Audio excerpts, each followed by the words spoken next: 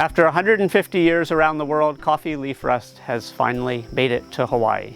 Welcome to a serious effort to think about local and non-chemical ways to help your tree and soil health to fight back problems like coffee leaf rust in your organic Kona coffee. This is an introduction to an ongoing effort to do just that.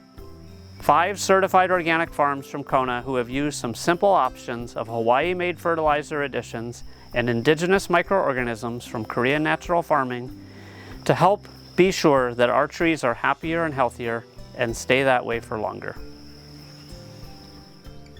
Our farm is about 50% coffee, and we seriously were struck by coffee leaf rust when it came into this region. We lost a lot of our leaves on almost all of our coffee trees, and we focused diligently on how to get those leaves to come back.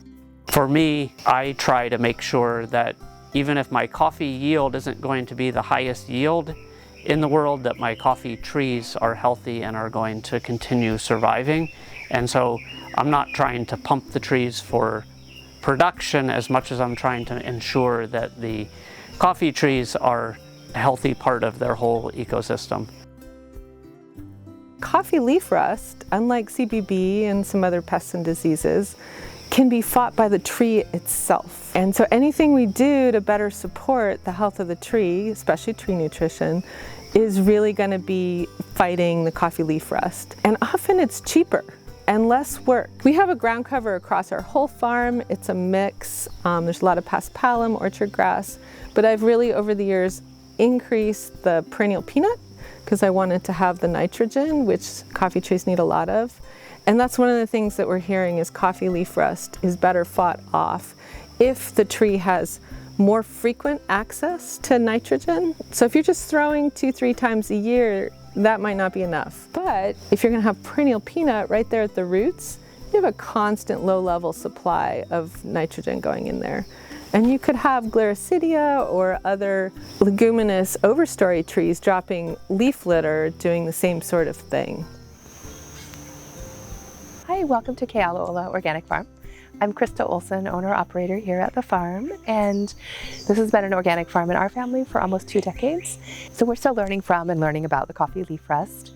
I think dealing with CBB kind of helped us to flow with the cycle of disease in coffee, just like we flow with the cycle of disease in humans, and recognize that there's going to be times where your coffee produces more and times where it produces less. The main thing for us being part of the trial is having access to coffee experts to ask our questions of having Melissa Johnson come out to check the coffee, but also then to be a resource for us as we're thinking about our spray schedule and changing up our fertilizing.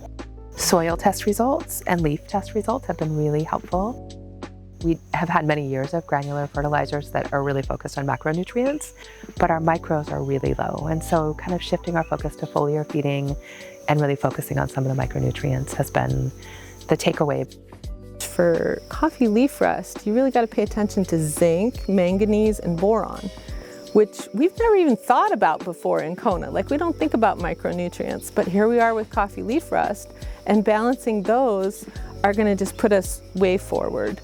Aloha, I'm Una Greenaway, and we are here on Kua'iwi Farm.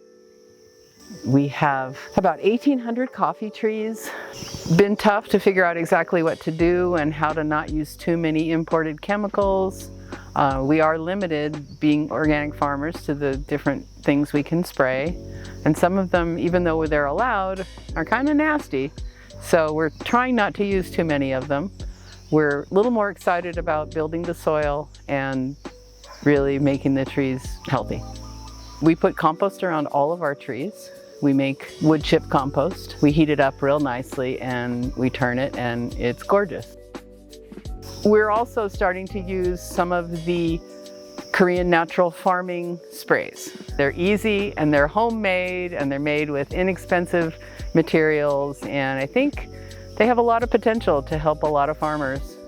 Old trees don't stand up to coffee leaf rust like young trees do. We're playing around with a few new varieties. We're kind of waiting for a few more to be accessible, but we're gonna plant a few. I am Kathy Vass. This is my farm, Makili Farm, on the slopes of Hualalai near Holualoa. My experience with coffee leaf rust has been very frustrating. The first year it appeared, I got 50 pounds of cherry, and I usually get 5,000 pounds of cherry. I lost a lot of leaves, I lost a lot of plants. It was very, very frustrating. And I had sprayed. I sprayed diligently, but I still had that devastation. So this year has been better, a lot better. I'm still spraying diligently, but I'm doing a few other things since I've been in the study with CTAHR. We've been adding fertilizer to one section of our farm. We've been adding fertilizer and IMOs to another section of our farm, and another section is just IMOs, and then we have a control section. And I'm also pruning differently, and I'm planting other plants in my orchard to create diversity. So one of the other things that I think is really important to coffee growing in general on this island is using local inputs. And those are hard to get, but I'm starting to make some of my own and also buying fertilizer that's locally made down south. Aloha, I'm Jason Stith, owner of Mahina Mele Farms, located in Honolulu, Hawaii. We've been trying to mitigate the effects of the coffee leaf rust. It's something that we have to live with from here on out, but we feel like we can manage it with organic techniques. The main focus of this and of all organic farming is to use on-farm inputs. Instead of shipping stuff across the world, across the country, you generate what you need for your farm, your fertility, and the health of your trees on the farm, or at the very least locally. The fertilizer we're using is locally produced, and these Korean natural farming preparations are produced individually on people's farms. So the IMO, or indigenous microorganism, is basically a cultivation of microorganisms, flora and fauna, that exist on the farm. And when we apply them, the hope is they'll boost the health of the tree, and it allows it to fight off or at least reduce the effects of the coffee leaf rust. Coffee leaf rust has been in the world for over 150 years, and there is no solution. No one has figured out an answer. What we need to figure out is how to work with it and how to live with it. And for our research efforts, the purpose is, can we emphasize tree health